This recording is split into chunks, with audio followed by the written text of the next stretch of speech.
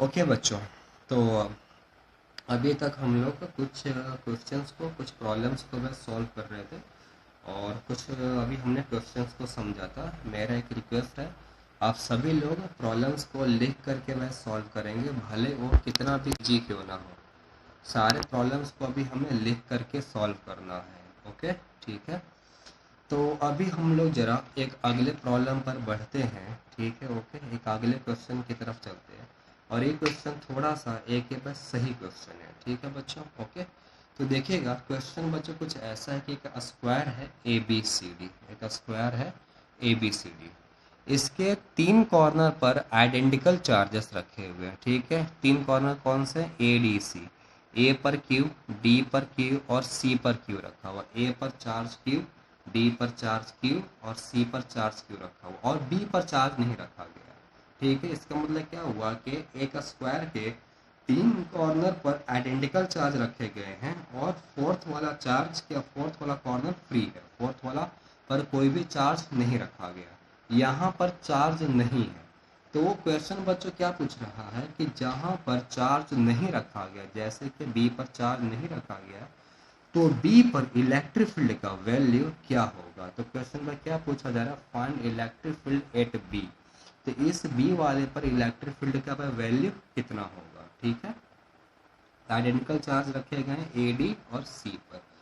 तो जरा ध्यान से बस समझेंगे अभी हम इस चीज़ को। तो जरा अच्छे तरीके से बच्चे जरा सब कुछ चीज़ों को समझिएगा कि ए के कारण से जो इलेक्ट्रिक फील्ड होगा उसका डायरेक्शन कुछ इस साइड में आएगा, और सी के कारण से जो इलेक्ट्रिक फील्ड होगा उसका डायरेक्शन कुछ इस साइड में आएगा, और डी के कारण से जो इलेक्ट्रिक फील्ड होगा उसका डायरेक्शन कुछ इस साइड में आएगा।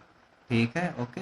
ए के कारण से, सी के कारण से और डी के कारण से। एक बार ये थ्री कॉर्नर पर चार्जेस रखे हुए थे, तो तीनों के कारण से इलेक्ट्रिक फील्ड का डायरेक्शन क्या होगा, अभी हमने इस चीज़ को ज़रा अच्छी तरीके से समझ लिया। ओके, अब जरा ध्यान से समझते हैं कि ए और सी, ठीक है, इन दोनों के ऊपर आइडेंटिकल चार्ज रखे हुए हैं और डिस्टेंस भी सेम है, तो इलेक्ट्रिक फील्ड का वैल्यू भी सेम, का मैग्नीट्यूड सेम होगा, डायरेक्शन सेम हो ऐसा हर बार जरूरी नहीं है। अगर चार्ज और डिस्टेंस अगर कहीं सेम होंगे किसी भी एक पॉइंट से, तो इलेक्ट्रिक फील्ड का मैग्नीट्यूड का वैल्यू सेम होगा, है ना। डायरेक्शन का हमें उस टाइम पर देखना पड़ेगा। ठीक है, तो जरा सा देखिएगा, यहाँ पर सभी हमने इसको ऐसा लिखा है, मैग्नीट्यूड ऑफ ई ए कितने का मिलेगा? के क्यू अपॉन एल का स्क्वायर। और मैग्नीट्यूड ऑफ ई सी कितने का मिलेगा? के क्यू अपॉन एल का स्क्वायर। तो ए का मैग्नीट्यूड बराबर सी का मैग्नीट्यूड कितना होगा, इसको भी हमने ई बोला। वैल्यू कितना आएगा? के क्यू अपॉन एल का स्क्वायर, के क्यू अपॉन एल का स्क्वायर। ठीक है, देखिए ए और सी का भी हम लोगों ने भाई वैल्यू निकाल लिया। अगर हम डी की भाई बात करते हैं, तो बच्चों डी का भाई कितना वैल्यू आएगा? तो K Q upon the root two L. D के कारण से डिस्टेंस कितना है भाई? तो रूट टू एल का है, तो कितना भाई बनेगा? तो K Q upon root two L का स्क्वायर, तो K Q upon the two L का स्क्वायर। ठीक है, ओके। अब जरा सा ध्यान से भाई समझेंगे, देखिए अब हमें इसका आंसर भाई कैसे निकालना है। तो ए डी सी, सबसे पहला भी हम क्या करेंगे कि देखिए ए और सी, एरा ई ए और ई सी, इन दोनों का वैल्यू सेम है, तो सबसे पहले अभी हम इनका रिजल्टेंट निकालेंगे, और उसको फिर अभी हम ये जो डी वाला जो है इसके साथ फिर अभी हम इसे ऐड कर देंगे। ठीक है, तो अभी हम लोग क्या करेंगे कि ए और सी का रिजल्टेंट निकालेंगे। तो ई रिजल्टेंट फिर अभी कितने का मिलेगा? तो अंडर रूट में ई ए का स्क्वायर प्लस ई सी का square, two times E A into the E C into the cos theta. तो अभी हम लोगों ने इस चीज़ को भाई प्रूफ किया है कि ई का मैग्नीट्यूड, ई ए का magnitude it is equal to the E C का मैग्नीट्यूड, इसको अभी हमने ई कहा। ठीक है, और थीटा कितने का हो गया? अभी 90 डिग्री का हो गया। थीटा कितने का हो गया? अभी 90 डिग्री। इन दोनों का बीच का एंगल इज 90 डिग्री। तो ई रिजल्टेंट फिर अब कैसे दिया जाएगा? ई ए का यानी ई का स्क्वायर प्लस ई का square plus two into E cos 90। Cos 90 अभी जीरो हो जाएगा, ई का स्क्वायर प्लस ई का स्क्वायर। इसको आप लोग प्लीज लिखते जाइए। तो कितने का मिलेगा? तो भाई अंडर रूट में टू इंटू ई का स्क्वायर। तो ई रिजल्टेंट अब ये कितने का आ गया? रूट टू टाइम्स ई।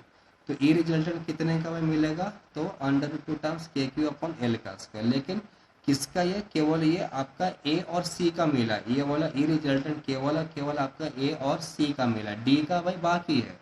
तो ई डी का भाई कितना भाई वैल्यू आएगा, के क्यू अपॉन 2l का स्क्वायर। ई डी का कितना वैल्यू आएगा, तो के क्यू अपॉन 2l का स्क्वायर। तो अभी हम लोगों ने इस चीज़ को समझा कि नेट इलेक्ट्रिक फील्ड अब कितना का भाई नेट बनेगा। ओके, तो देखिए जो नेट जो आएगा ई डी प्लस ई रिजल्टेंट, ये वाला ई डी और इन दोनों का रिजल्टेंट। ओके, तो ई डी कितने का है भाई, तो के क्यू अपॉन 2l का स्क्वायर, ई डी निकाल चुके हैं।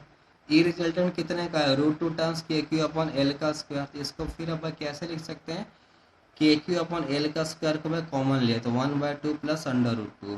ओके ना, के क्यू अपॉन एल का स्क्वायर को बाहर ले लिया तो क्या बचेगा 1/2 प्लस अंडर रूट 2। ठीक है, तो ये आपका भाई रहेगा net electric field at the point B.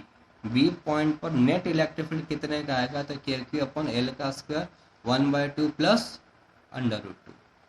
कोई डाउट अगर हो तो आप ये पूछ सकते हैं। अगर आप लोगों ने इतना क्वेश्चंस को सॉल्व कर लिया है तो एग्जाम में कोई आपको दिक्कत नहीं होगी। ठीक है, in case any problem directly आप अभी हमें बता सकते हैं। ओके।